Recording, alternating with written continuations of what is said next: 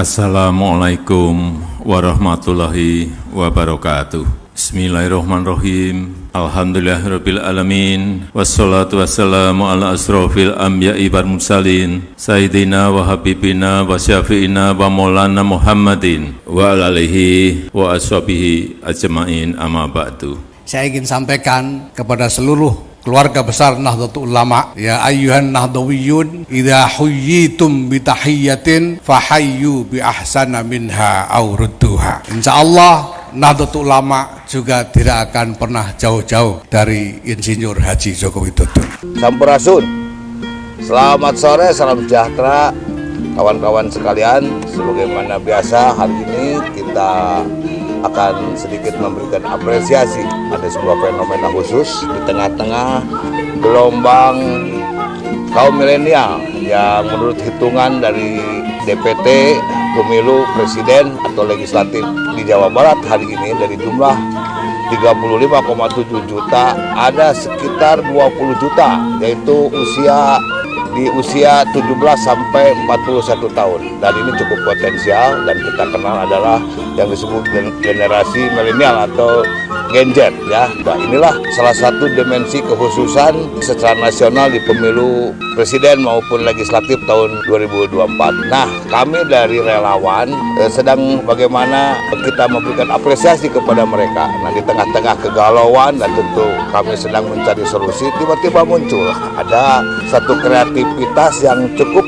bagi kami mengejutkan, yaitu, dan saya sangat memberikan apresiasi karena itu judulnya menarik, yaitu sebuah lagu spontan yang digagas atau dipersembahkan oleh anak-anak muda, ya kaum milenial itu, dan mereka berprofesi bukan hanya sebagai musisi, tentu punya latar belakang seperti itu, tapi juga dia adalah seorang kreatif di bidang. Assalamualaikum. Waalaikumsalam. Sampurasun, ya. Pak. Sehat. Kang Alden ini. Kita ngobrol-ngobrol berarti nih, Pak. Ya, sore hari gini Kang Alden, saya sengaja mencari Kang Alden sebab loh kok tiba-tiba main musik lalu apa kasih judulnya Ini presiden. ini presidenku, lalu emang kenal sama Pak Ganjar gitu? Belum, Pak. Nah, mudah-mudahan dari fasilitas ini Pak Ganjar bisa melihat lah. Apa yang membuat tertarik? Kan calon presiden banyak katanya di. Benar. Untuk pertama kali terima kasih bisa Ya. ngobrol di sini. Jadi saya tuh, makanya Bapak tadi sempat cerita bubur ayam dan lain-lain, itu tuh latar belakang saya, Pak. Ya, ya, Jadi saya ya. tuh pedagang, Pedagang. tapi waktu itu emang saya tuh main musik. Jadi Main musik juga. Jadi Oke. ibaratnya pedagang dan musisi lah gitu lah. Ya, ya, gitu, ya. Pak. Jadi sebenarnya gini, Pak. Alhamdulillah ya, maksudnya dari respon sekarang tuh walaupun sekarang tuh baru 2 hari. 1 hari setengah sebenarnya, Pak. Sehari setengah. Jadi baru 2 hari ini ya? Iya, 2 hari kurang, tapi respon tuh alhamdulillah banyak gitu Iya. ya, komen, share dan lain-lain. Termasuk Bapak alhamdulillah menemukan saya untuk silaturahmi gitu. Ya karena saya lihat kan rame di Ngelewat ya Pak ya di beranda. Coba gimana tuh lagunya tuh? Ada pilihan ini, ada pilihan itu. Aku pilih ini. Ini ya? Iya betul. Sensasi, tapi yang ini asli. Pasti pilih ini. Dari rakyat kecil, jelas pilih ini. Sampai rakyat besar, pasti pilih ini.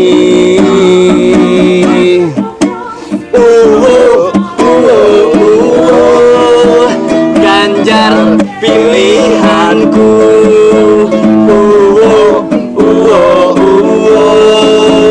Ganjar presidenku. Oh yeah, oh yeah, oh yeah. Ganjar paling oke. Oh yeah, oh yeah, oh yeah. Presiden yang kece. Pilih Ganjar presidennya. Insya Allah Pak Ganjar jadi presiden Indonesia 2024. Yes. Yes. saya mendukung garis keras Ganjar. Sekarang dukungan saya dianggap menyurut. Jujur saja, saya memang sempat bimbang dengan dukungan saya pada Ganjar. Tapi itu terutama bukan karena kualitas Ganjar. Sebenarnya lebih khawatir dengan sang capres terkesan tidak berdaya dan hanya bisa mengikuti perintah partai. Tapi kalau Anda tanya, sekarang ini, siapakah yang lebih layak didukung di antara ketiga capres? Saya tetap akan menjawab Ganjar Pranowo. Penilaian saya terhadap Prabowo. Di Prabowo yang jadi masalah adalah dirinya. Saya tidak mungkin mendukung Prabowo karena dia memang tidak layak menjadi presiden Indonesia. Kelemahan Prabowo ada pada dirinya dan masa lalunya. Dalam demokrasi, kita harus bicara jujur, terbuka, agar proses politik bisa membawa Indonesia ke tahap yang lebih baik. Saya setidaknya bisa menyebut 6 persoalan dengan Prabowo. 6 persoalan itu adalah kejahatan HAM-nya di masa lalu, ketidakstabilan psikologis, kedekatannya dengan cendana. Kita bedah siapa sebenarnya Soeharto.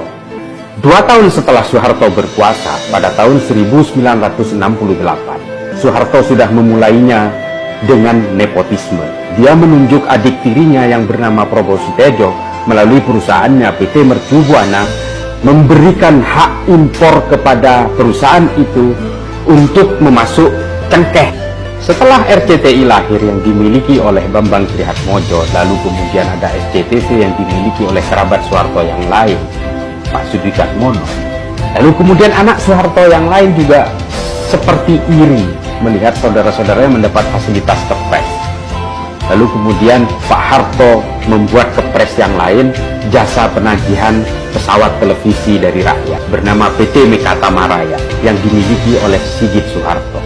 Ini juga harus jangan dilupakan bahwa pesawat televisi kita, sepeda ontel kita juga ditarik pajak oleh Soeharto. Ini adalah penyedotan uang-uang rakyat miskin dari kampung-kampung itu yang ditarik ke pusat. Sama halnya dengan praktek SDSB, undian harapan, Porkas.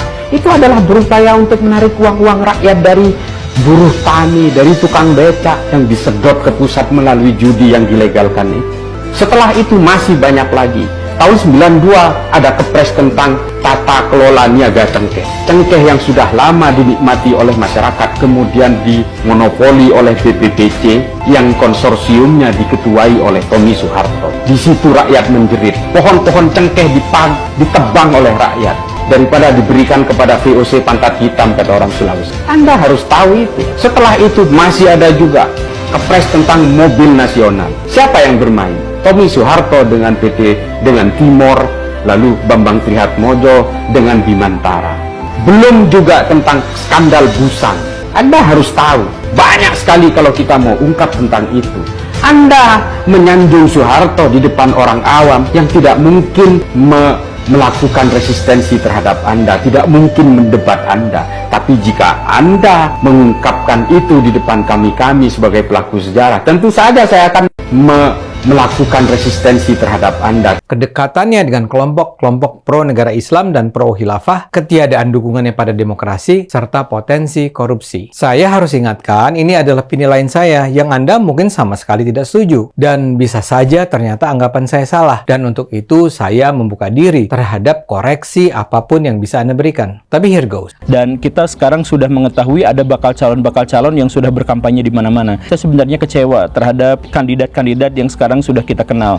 Pak Prabowo, Pak Ganjar, Pak Anies. Dalam dunia kampanye ada satu masalah besar yang saya soroti dalam hal ini, yaitu bahwa mereka selalu membawa-bawa cerita, membawa misi-misi seperti yang dilakukan oleh orang-orang terdahulu sejak 20 atau 30 tahun yang lalu. Apa itu? Yaitu bahwa mereka selalu membawa-bawa muatan-muatan feodalisme dan mereka mengajarkan serta melestarikan muatan-muatan feodalisme di tengah kancah demokrasi. Dan kita sekarang sudah mengetahui ada bakal calon yang sudah berkampanye di mana-mana. Saya sebenarnya kecewa terhadap kandidat-kandidat yang sekarang sudah kita kenal.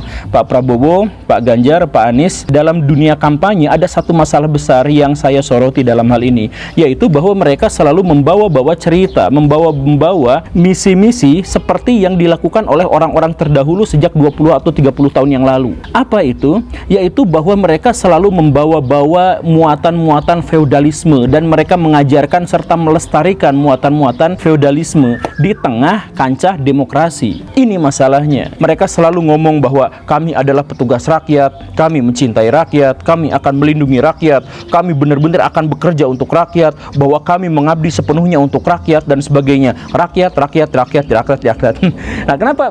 Emang masalah di situ itu sebuah masalah yang sangat besar. Nah, kenapa itu masalah yang sangat besar dan bukan hanya sebuah masalah, bukan hanya sebuah kesalahan, tapi itu adalah sebuah keburukan. Terima kasih. Wassalamualaikum warahmatullahi wabarakatuh. Siapa calon presiden yang akan memenangkan pemilu presiden 2024? Dengan tingkat kepuasan yang akan sampai 82,2%, banyak yang meyakini, analis politik satu suara mengatakan bahwa Jokowi adalah Kingmaker 2024. Hasil riset lembaga survei Indometer menunjukkan kepuasan publik terhadap kinerja pemerintahan Presiden Joko Widodo mencapai 81,4%, dengan 9,6% diantaranya menyatakan sangat puas. Percaya masyarakat Indonesia semakin lebih pintar dalam melihat dan memilih calon presiden. Mereka tidak hanya mendengar dari perkataan saja atau tidak melihat bahwa dia adalah seorang pemimpin kelompok tersebut tertentu dan sebagainya. Saya percaya masyarakat Indonesia lebih melihat bagaimana rekam jejak yang ada saat-saat ini. Bagaimana saya percaya itu 80-an% masyarakat Indonesia tidak akan memilih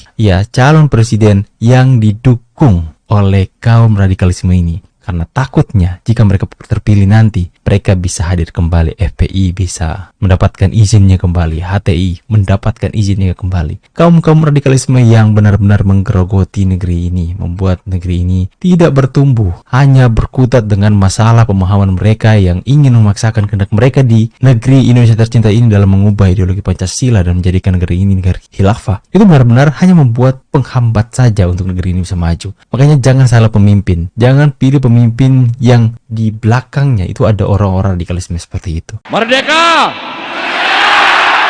Tempat ini menjadi saksi bagaimana pidato Bung Karno selalu menggetarkan. Dedication of life disampaikan di sini, mengajarkan kita agar bisa mengabdi pada bangsa dan negara. Pak Jokowi mewujudkan itu. Infrastruktur yang hebat, IKN yang tidak hanya memindahkan tempat dan ibu kota, tapi membuka mindset, merubah mindset untuk menjadi negara maju, termasuk hilirisasi industri yang akhirnya kita diperhitungkan oleh dunia. Hari ini kita meneguhkan hati, bekerja keras dengan api semangat yang tak pernah padam, menangkan PDI Perjuangan dan calon presiden PDI Perjuangan Ganjar Pranowo. Siap! Siap! Siap! Seperti Mbak Puan tadi sampaikan, itu juga Bapak Ibu yang mesti kita pertahankan, kita lanjutkan. Namun itu tidak bisa terlaksana kalau kita tidak menang hat-trick besok pagi. Bapak Ibu, itu tidak akan terwujud kalau kita tidak kompak. Maka pesan Bu Mega kepada kita semuanya, agar kita bisa bersatu, kita berdiri seteguh karang yang tetap tegar dalam gempuran-gempuran ombak sekeras apapun. 2013 lalu, pemilihan Gubernur Jawa Tengah, PDI Perjuangan dan Ganjar Pranowo memenangkan itu. Dan itu di bawah pimpinan Mbak Puan. Insya Allah kita akan mengulang kembali di 2024. Insya Allah. Mohon doanya. Merdeka!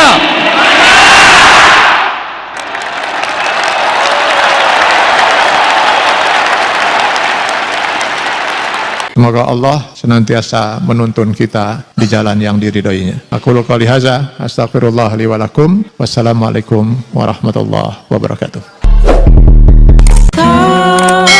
Terima kasih.